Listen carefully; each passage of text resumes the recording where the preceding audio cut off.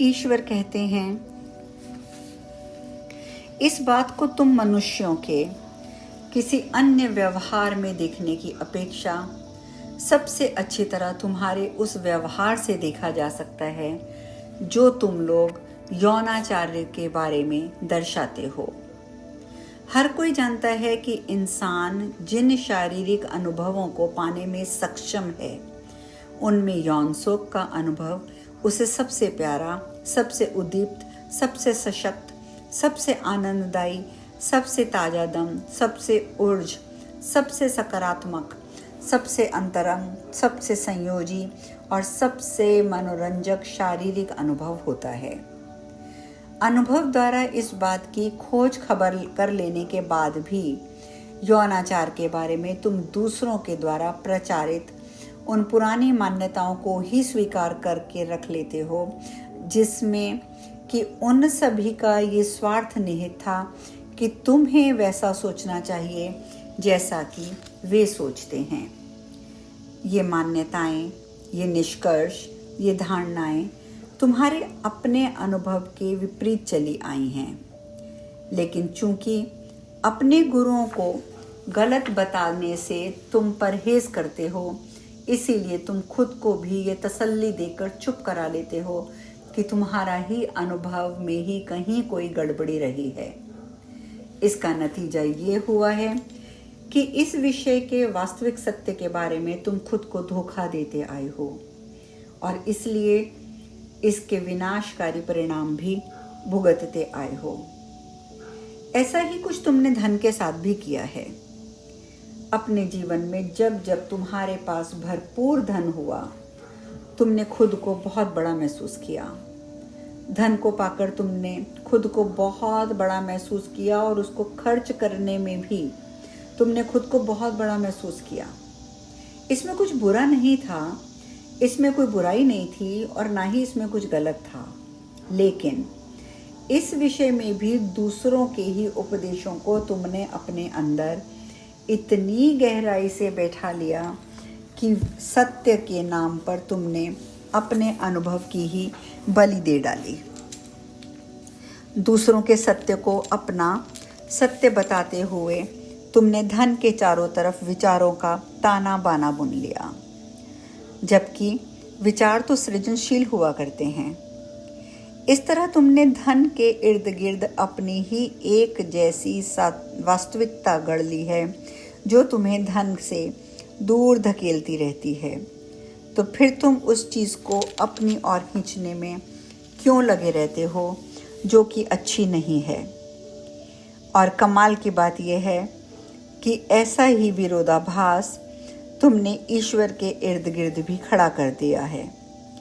ईश्वर के बारे में हर वह बात जो तुम्हारा हृदय में अनुभव करता है, वह कहती है कि ईश्वर अच्छा है, लेकिन ईश्वर के बारे में हर वह बात जो तुम्हें तुम्हारे गुरु बताते हैं, वह कहती है ईश्वर बुरा है। तुम्हारा हृदय तुमसे कहता है कि ईश्वर से बिना डरे प्रेम किया जाना चाहिए। तुम्हारे गुरु कहते हैं ईश्वर से डरना चाहिए क्योंकि वह सजा देने वाला है। वे ये भी कहते हैं कि ईश्वर के कोप से डर कर रहना चाहिए, कि उसके सामने तुम्हें डर से कांपते हुए रहना चाहिए, कि जीवन भर तुम्हें ईश्वर के फैसले से डरते हुए जीना चाहिए क्योंकि ईश्वर न्यायी है, ऐसा तुम्हें बताया गया है।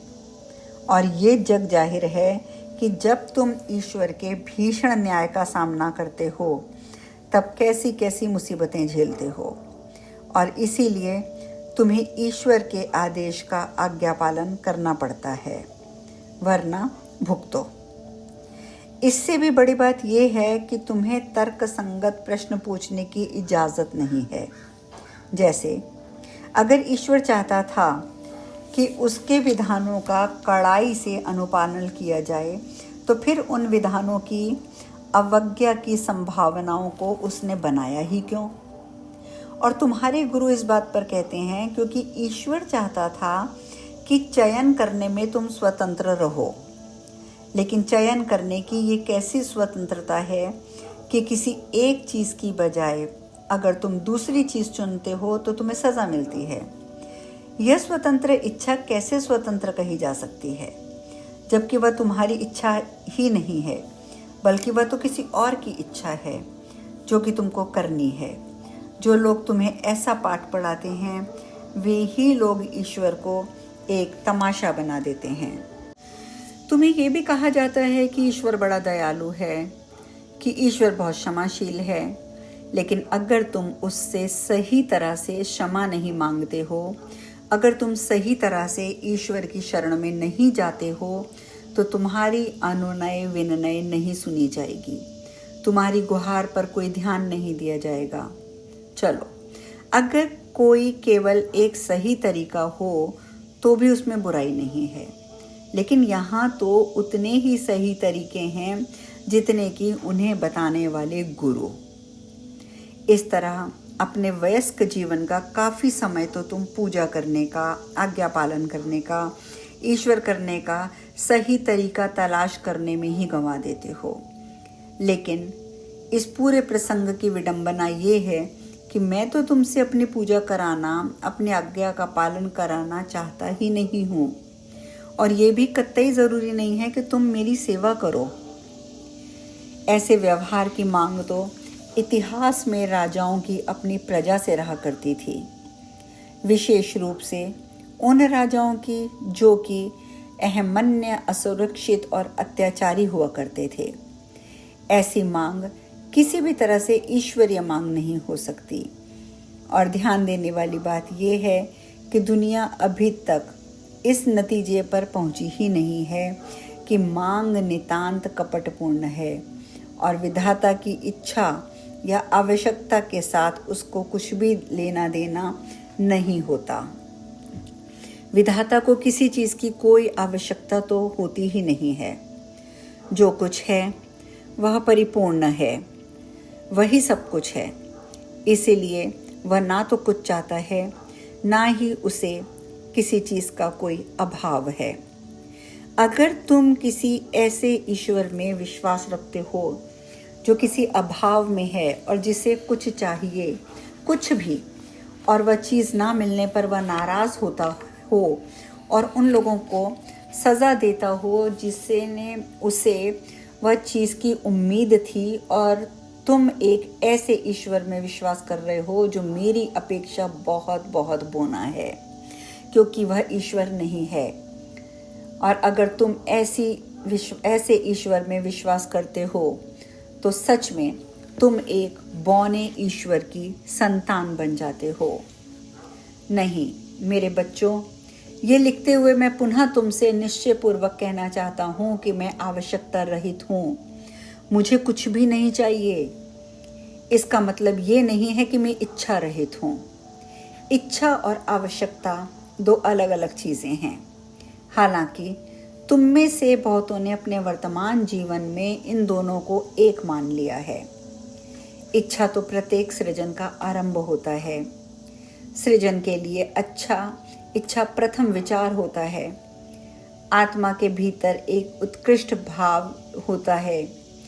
यह ईश्वरी होता है जो ये चुन रहा होता है कि अगला सृजन क्या किया जाए।